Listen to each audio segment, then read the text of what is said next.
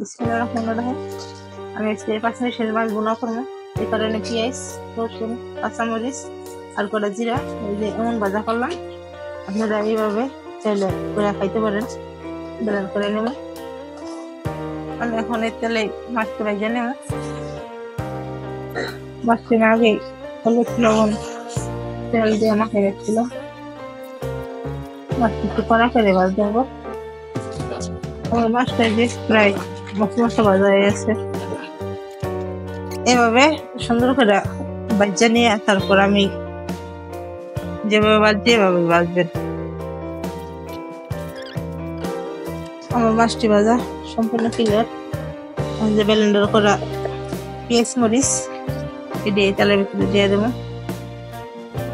কাঁচা মরিচ দেওয়ানে কালার দিয়েছে, এটা আমি কোনো পানি দেব না, পানি ছাড়াই খালি তেলের উপর পেঁয়াজ মরিচ দিয়ে তারপর মাছটি শুকনো করে ভুনা করবো। এখন 10 মিনিট কষাই দিব।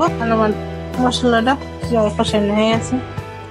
আমি খালি ব্লেন্ডার দিয়ে পানি দিয়েছিলাম, ওটা মিডিয়াম আছে, প্রায় 10 মিনিটের মতো মশলাটা জাল করছি। এখন মাছটা দিয়ে দেবো।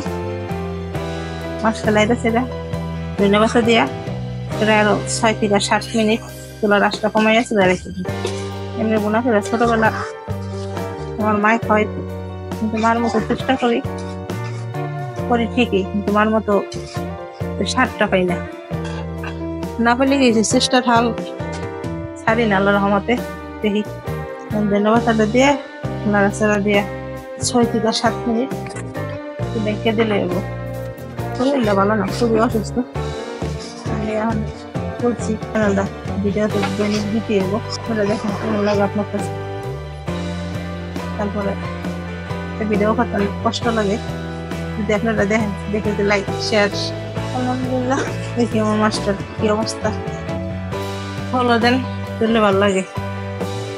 আলহামদুলিল্লাহ, অনেক কয়েক মিনিট নিয়ে রাখাতে রাখবো।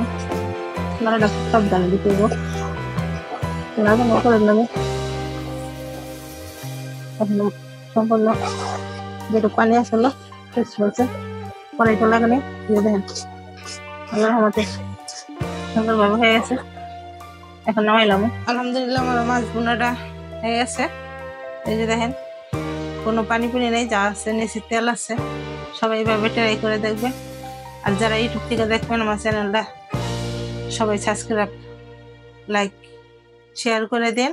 আর পেজে থেকে দেখলে পেজটা ফলো, শেয়ার, কমেন্ট করেন কেমন এলো। আলহামদুলিল্লাহ, আসসালামু আলাইকুম।